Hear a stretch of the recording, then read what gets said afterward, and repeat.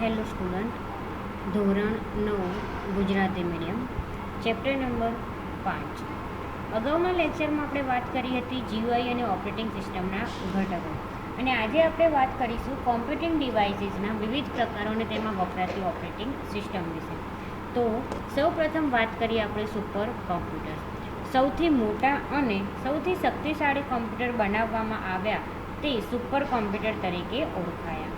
આ એવા કોમ્પ્યુટર્સ છે જેની ઝડપ 1 સેકન્ડમાં અબજો લાખ અપૂર્ણાંક સંખ્યા ઉપર પ્રક્રિયા કરવા સક્ષમ છે.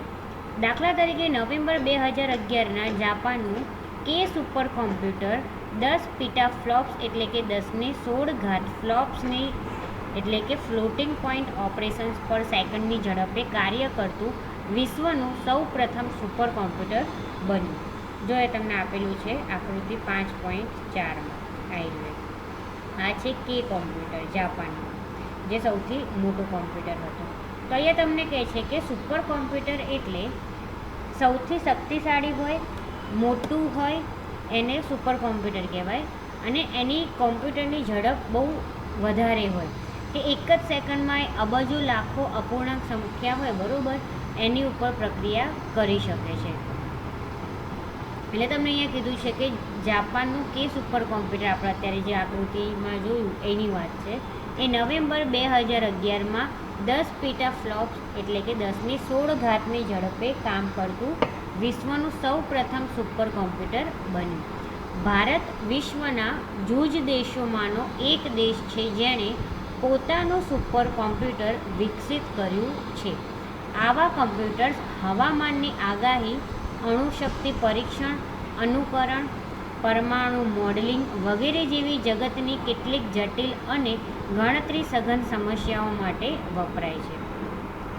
આ કમ્પ્યુટર્સ સામાન્ય પ્રકારના પર્સનલ કોમ્પ્યુટર કરતાં બિલકુલ અલગ હોય છે. એટલે કે રેગ્યુલર આપણે જે કોમ્પ્યુટર વાપરતા હોય એના કરતાં આ કોમ્પ્યુટર બિલકુલ અલગ હોય છે કે તે અતિ ઝડપે ચેનલ્સનો ઉપયોગ કરીને હજારો સંલગ્ન પ્રોસેસરને સમાંતર રીતે વાપરીને અતિશય ઝડપ મેળવી કોઈ એક સમસ્યાના કાર્યમાં તે શક્તિ વાપરે છે.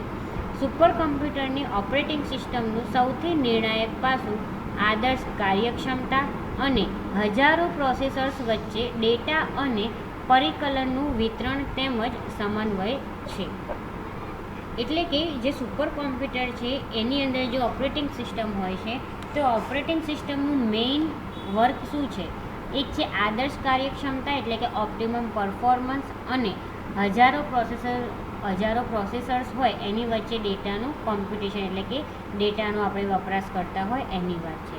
તો દરેક નોડ લેવલ ઉપર CNK અથવા CNL જેવા લાઇટ વેઇટ કર્નલ્સના ભિન્ન સ્વરૂપ જેવી ઓપરેટિંગ સિસ્ટમનો ઉપયોગ થાય છે, જ્યારે સમગ્ર કાર્યના સંચાલન માટે લિનક્સના ભિન્ન સ્વરૂપ વપરાય છે. હવે વાત કરીએ મેઇન ફ્રેમ કોમ્પ્યુટર્સ. તો સુપર કોમ્પ્યુટર્સ પછીની શ્રેણીના કોમ્પ્યુટર્સ મેઇન ફ્રેમ કોમ્પ્યુટર્સ છે. એટલે કે જ્યારે કોમ્પ્યુટર નવા નીકળ્યા, બરાબર, જ્યારે મોટા એક રૂમ જેવડા કોમ્પ્યુટર હતા એને સુપર કોમ્પ્યુટર કહેવાય, અને સુપર કોમ્પ્યુટર પછી જે કોમ્પ્યુટર નીકળ્યા એને મેઇન ફ્રેમ કોમ્પ્યુટર કહેવાય. આ રીતે, બરાબર, 5.5માં મેઇન ફ્રેમ કોમ્પ્યુટર હતું. તો સરકાર અને કોર્પોરેટ વાતાવરણમાં આ જાતના કોમ્પ્યુટર્સનો ઉપયોગ થાય છે કે જ્યાં ઘણી ઊંચી કાર્યક્ષમતા ઉપરાંત ઉચ્ચ સ્તરની વિશ્વસનીયતા અને હયાત મેઇન ફ્રેમ આધારિત સોફ્ટવેર સાથેની સુસંગતતા એ ચાવીરૂપ પાસાઓ છે. એટલે કે સરકાર અને જે કોર્પોરેટ છે, બરાબર, કે ગવર્મેન્ટને કોર્પોરેટ લોકો એ લોકોના કામ કરવા માટે જે કોમ્પ્યુટર્સનો ઉપયોગ થાય છે, બરાબર, તો એ કોમ્પ્યુટર કેવા હોવા જોઈએ? ઊંચી કાર્યક્ષમતાવાળા હોવા જોઈએ. એટલે કે એની અંદર સરખું કામ થવું જોઈએ અને ફટાફટ કામ થવું જોઈએ. પ્લસ કે એની અંદર વિશ્વસનીયતા એટલે કે ટ્રસ્ટવાળું સોફ્ટવેર હોવું જોઈએ. ગમે ત્યારે બંધ થઈ જાય, ગમે ત્યારે ડિલીટ થઈ જાય, એ ના ચાલે. તો હયાત મેઇન ફ્રેમ આધારિત સોફ્ટવેર સાથેની સુસંગતતા એ ચાવીરૂપ પાસાઓ છે. ઘણા ઊંચા સ્તરની વિશ્વસનીયતા અને ઉપલબ્ધતા પ્રાપ્ત કરવા માટે મશીનના લગભગ દરેક ભાગ માટે વધારાના અનેક ઘટકોનો પ્રબંધ કરવામાં આવે છે. જેથી જો કોઈ ઘટક કામ કરતું બંધ થાય તો બીજું તદ્દન એના જેવું જ ઘટક તેના કાર્યની જવાબદારી લઈ લે અને કમ્પ્યુટર કોઈપણ પ્રકારના નડતર વિના સતત કાર્ય કરતું રહે. એટલે કે અહીંયા તમને કહે છે ઘણા ઊંચા સ્તરની વિશ્વસનીયતા અને ઉપલબ્ધતા પ્રાપ્ત કરવા માટે મશીનની અંદર દરેક ભાગ જે હોય છે બરાબર, તો એ દરેક ભાગને સરખી રીતે ફિટ કરવામાં આવે છે કે જ્યારે જો કદાચ એવું હોય કે એક ઘટક કામ કરતું બંધ થઈ જાય તો બીજું એના જેવું જ જે ઘટક હોય એ એના પાછળ કામ કરવા તૈયાર રહે. કે એક વસ્તુ બંધ થઈ જાય તો એ કોમ્પ્યુટર તમારું અટકી ના રહે, તમારું કામ અટકી ના રહે અને એની જોડે બીજું કામ ચાલુ રહે. બરાબર, તો છેક સીપીયુથી માંડીને નીચે પાવર સપ્લાય અને કુલિંગ ફેન સુધી પ્રતિકૃતિઓ કરવામાં આવે છે. એટલે સીપીયુથી લઈને પાવર સપ્લાય સુધી અને કુલિંગ ફેન સુધી કોમ્પ્યુટર જે છે મેઇન ફ્રેમ કોમ્પ્યુટર એની અંદર દ્વિઆવૃત્તિ એટલે કે બે વસ્તુઓ મૂકવામાં આવેલી હતી, જેના લીધે કદાચ કોઈ એક વસ્તુ બંધ થાય તો તરત જ બીજી જે વસ્તુ છે એ એના માટે કામ કરવા માટે હાજર, એટલે તમારું કામ બંધ થાય નહીં. તો આ કારણથી આ મશીન કોઈ પણ પ્રકારની મુશ્કેલીઓ વિના અનેક વર્ષો સુધી સતત ચાલ્યા કરે છે. એટલે કે એ જ કારણ છે કે તમે એકની એક વસ્તુ છે બરાબર, કદાચ બંધ થાય તો બીજી વસ્તુ મૂકો, બીજી વસ્તુ ચાલશે ત્યાં સુધી પેલી રિપ્લેસ કરીને મૂકી શકો છો. તો એવી રીતે તમે એ જે વસ્તુ છે કોમ્પ્યુટરની અંદર તો જ્યારે તમે એનો ઉપયોગ કરતા હોય બરાબર, તો ત્યારે એ વારાફરતી તમે વાપર્યા કરો એટલે સતત ઘણા વર્ષો સુધી વાપરી શકાય છે બરાબર, અને એના લીધે કોમ્પ્યુટરની અંદર કોઈ મુશ્કેલી પણ આવતી નથી. ઓપરેટિંગ સિસ્ટમના ઉદાહરણોમાં IBM Z/OS અને લિનક્સના ભિન્ન સ્વરૂપ છે. એટલે કે ઓપરેટિંગ સિસ્ટમ છે એના ઉદાહરણમાં બે અહીંયા આપેલા છે, IBM Z અને OS. એ લિનક્સના અલગ અલગ સ્વરૂપો છે. અહીંયા આપણે આગળ વાત કરીએ પ્રમાણે તમને અહીંયા ઓપરેટિંગ સિસ્ટમ આપેલી છે GUIમાં બરાબર. તો આ જે છે લિનક્સની છે અને આ જે નીચે છે વિન્ડોઝની છે બરાબર.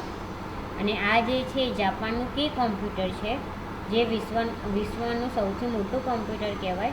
આવું એક નહીં, આવા ઘણા કોમ્પ્યુટરો હતા બરાબર. અને એ જ રીતે IBM Z main frame computer છે. હવે વાત કરીએ સર્વર કમ્પ્યુટર્સ. તો સર્વર કમ્પ્યુટર્સ અતિ શક્તિશાળી કમ્પ્યુટર્સ હોય છે જે અનેક ક્લાયન્ટ કમ્પ્યુટરને કમ્પ્યુટિંગ અને ડેટાનો સંગ્રહ કરવાની સેવા પૂરી પાડે છે. આ કમ્પ્યુટર્સની મુખ્ય લાક્ષણિકતાઓ નીચે મુજબ છે: કાર્યક્ષમતા, વિશ્વસનીયતા, હયાત સોફ્ટવેર સાથેની સુસંગતતા તેમજ સ્કેલેબિલિટી. આખું કોમ્પ્યુટર બદલવા કરતાં જરૂરિયાત પ્રમાણે ઘટકો ઉમેરીને તેની કાર્યક્ષમતામાં વાર્ષિક રીતે વધારો કરવાની ક્ષમતા. એટલે કે સર્વર કોમ્પ્યુટર જે છે એ બહુ જ શક્તિશાળી કોમ્પ્યુટર હોય છે.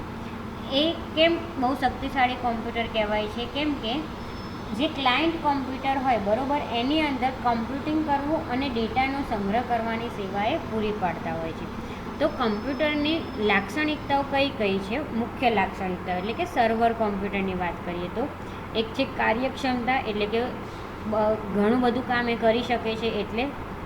બીજું છે વિશ્વસનીયતા, એટલે ટ્રસ્ટેબલ છે, ક્યારેય કોઈ સોફ્ટવેર આડું અવળું થઈને વિશ્વાસ ના તોડે બરાબર એના માટે.